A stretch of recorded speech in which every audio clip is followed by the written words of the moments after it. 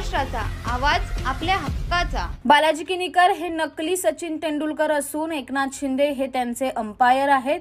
त्यांनी बोट वर केलं तर कधीही त्यांची विकेट जाईल असा टोला ठाकरे गटाचे राजेश वानखेडे यांनी लगावलाय। बालाजी किनीकर जे आहेत ते एक राजकीय व्यक्ती आहेत आणि सचिन तेंडुलकर हे महान क्रिकेटपटू आहेत। त्यांनी त्यांची बराबरी कधीही करू नये। सचिन तेंडुलकर सारखे ते बनू पण शकत नाहीत आणि हे खोटे सचिन तेंडुलकर आहेत।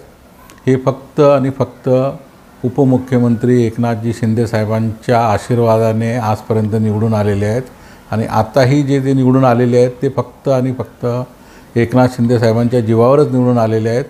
तेच त्यांचे एम्पायर आहेत। त्यांनी जर बोट वर केलं तर यांची विकेट कधी जाईल।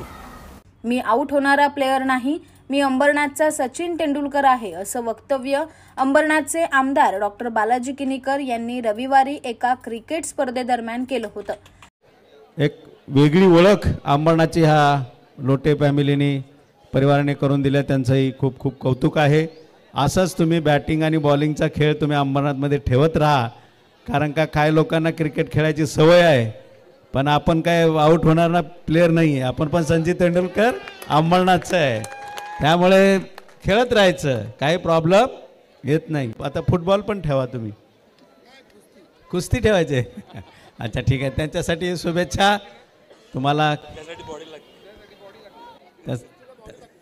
असू द्या जे काय आहे। त्यावरच राजेश वानखेडे यांनी आमदार किनीकर यांना हा टोला लगावला आहे।